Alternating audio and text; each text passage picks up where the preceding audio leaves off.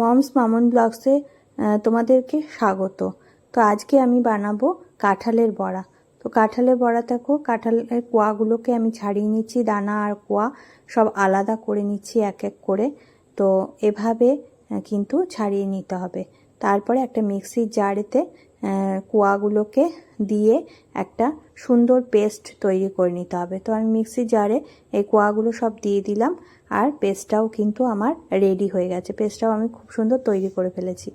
এরপরে আমি এতে সুজি দিয়ে দেবো, পরিমাণ মতন সুজি, আর ময়দা দিয়ে দেবো। তো এই সুজি দিয়ে দিলাম, এবার দেব আমি ময়দা।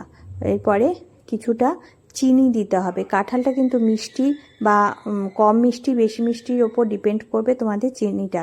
যদি কাঁঠাল খুব মিষ্টি হয় তাহলে চিনি অল্প দেবে, আর যদি কাঁঠাল খুব মিষ্টি না হয় তাহলে চিনিটা বেশি দেবে। তো এইগুলো সব দিয়ে ভালো করে আমি এটাকে ভালো করে মেখে নিচ্ছি। দেখো, তো আমার যে প্রথমে যে আমি সুজিটা দিয়েছিলাম তাতে হয়নি, আবার আমি একটু সুজি আর একটু ময়দা দিয়ে দিলাম। ময়দা দিয়ে খুব ভালো করে মাখতে হবে, একটু আঠা আঠা করে মাখতে হবে, যাতে তেলে দিলে পরে এটা ছেড়ে না যায়।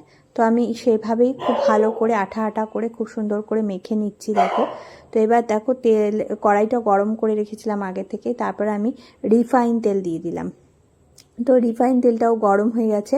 এবার আমি এই যেটা মাখলাম সেখান থেকে আমি কিন্তু বড়ার আকারে, যেরকম বড়া দেয় বড়া ভাজে, সেরকম করে কিন্তু আমি তেলের মধ্যে সব বড়াগুলোকে এক এক করে ছেড়ে দিচ্ছি।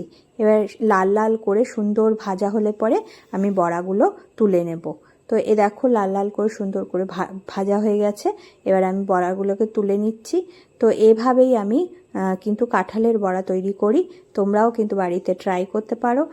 তো চলো, আজকের মতন tata, bye bye, good night.